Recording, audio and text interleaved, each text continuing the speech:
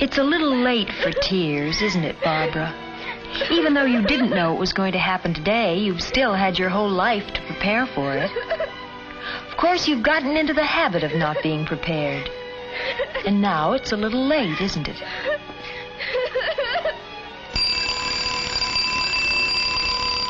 You're a creature of habit, Barbara. We all are.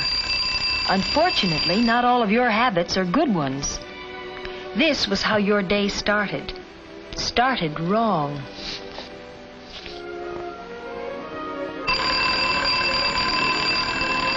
Your neighbor, Helen, is a creature of habit, too. But she got up when the alarm went off. Because, Barbara, that's what she really had in mind when she said it.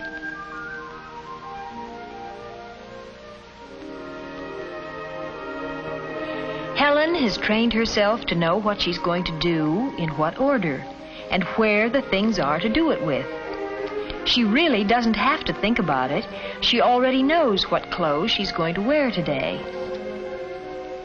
As it turned out, it was a special day for Helen, too. But she makes a habit of being ready for special days. She starts by having a place for things and keeping them there.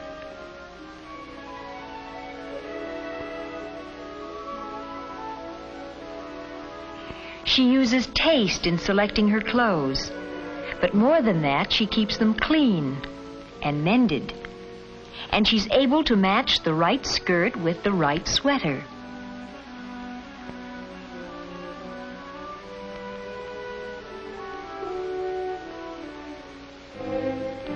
This was going to be a special day for you, but you hadn't gotten very far with your preparations for it. Was your whole family asleep? No, your mother was up. Had been for an hour. Barbara! Barbara, get up. You'll be late for school. Does she have to do this every morning, Barbara? Barbara, do you hear me? If your mother stopped acting like a second alarm clock for even one day, you'd probably think it was a dirty... Pete's sake, I hear you. I'm up.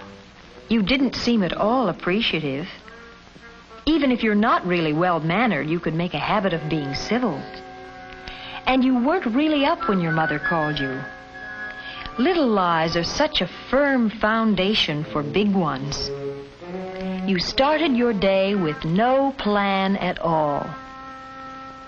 Looking for your hairbrush? Can't remember where you left it?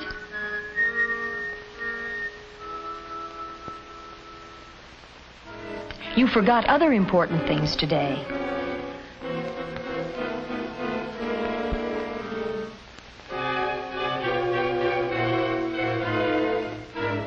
You meant to fix that collar, but you've gotten into the habit of putting things off.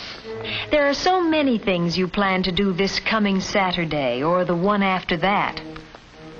Let's see. You found the algebra notebook you lost. The ski pants you meant to put away in the chest.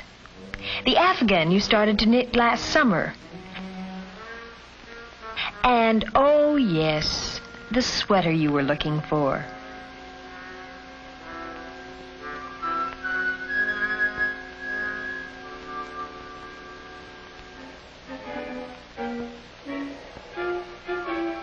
You decided to cover the spots on your sweater with a scarf.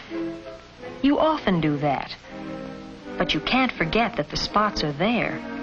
If you had a habit plan for your mornings, you might get off to a decent start someday. Helen has a habit plan, and it includes a healthy breakfast and a pleasant word with her parents.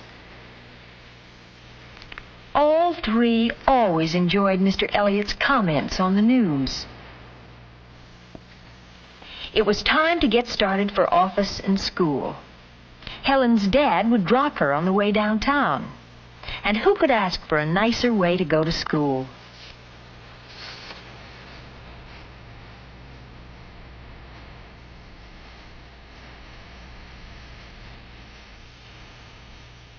Your brother was ready, but your father couldn't wait for you. Or you could have driven to school with him. He used to enjoy that drive, too.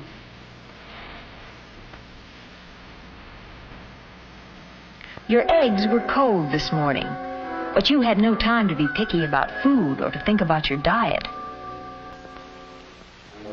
No time for milk or even to say good morning. No time for manners.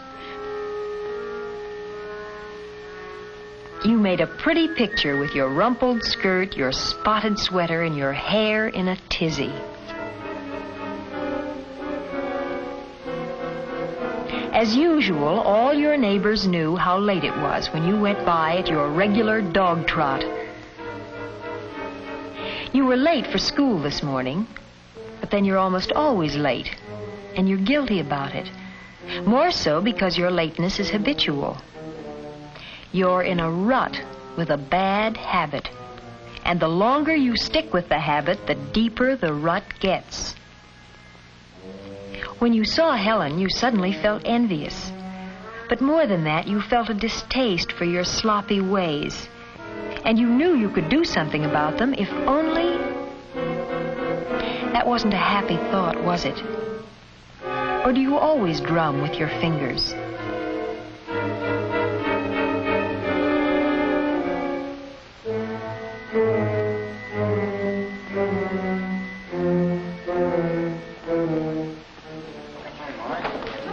You were just chatting away with Helen when it happened, when the day suddenly turned into something special. You've never been friends with Ann Tolliver, and you've always wanted to be. Hi. Hi. Some of the crowd's coming over to my house right after school. Do you think you two could make it? Well, that'd be fun, Ann. I'd love to. Swell. Well, what do you say, Bobby? Sure, thanks. Okay, see you later. Bye. That'll be fun, won't it? Oh, yes. Bye. Each school year sees new groups forming, old ones reforming. Yours is a changing social world, and the opportunities to be part of it must be taken when they arise.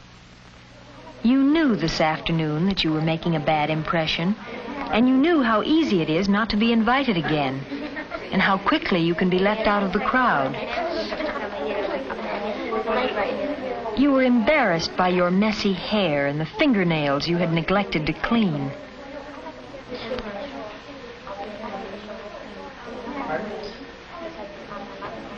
You worried about the spots on your sweater, Barbara. But what really showed up were your habits. You didn't find it very pleasant comparing yourself with the others. What? I said, what do you think? You weren't listening. You seldom do. It's a habit of yours. I guess I don't know much about it. They were talking about a popular book. All your friends were interested, but you never got into the habit of reading books.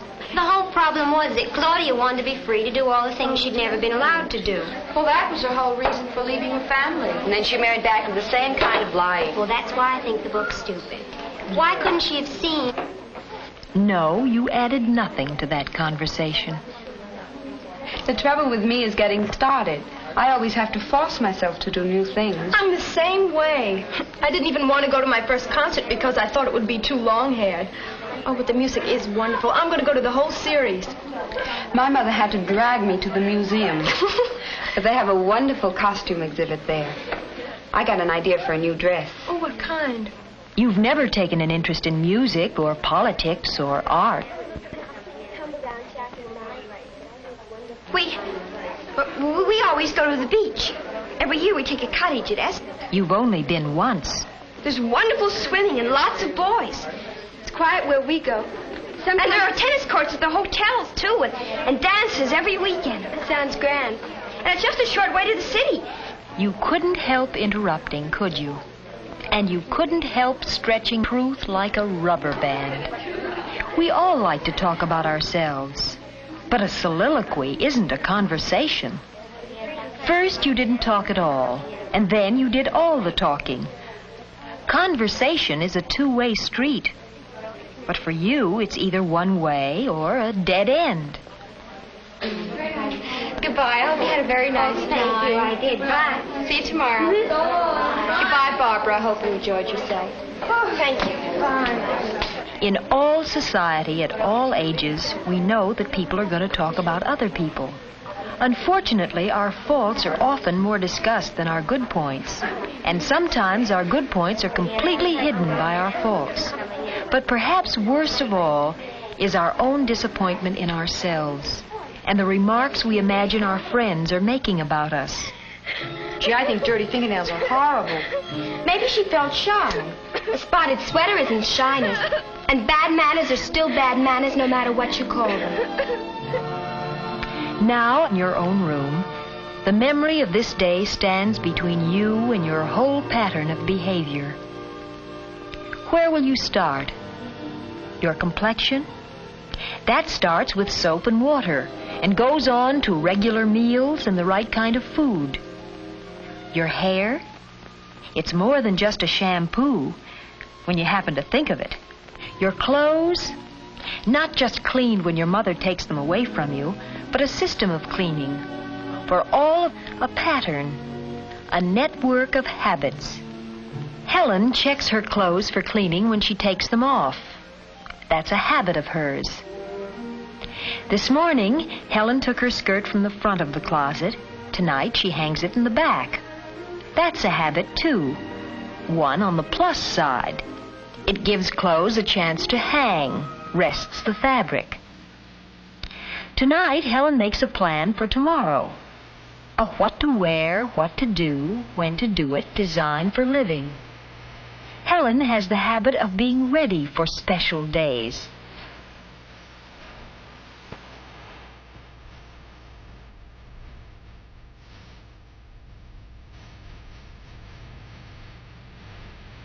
Good habits save time and energy and give us greater freedom to do those extra things we want to do.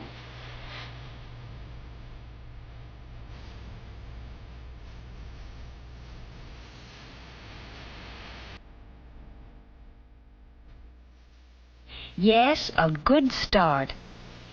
But these improvements are not yet habits, not by any means.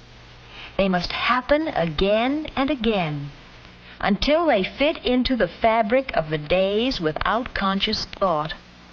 If you try, really try, you can root out the poor, accidental habits and establish in their place the good habits approved by custom, accepted by society.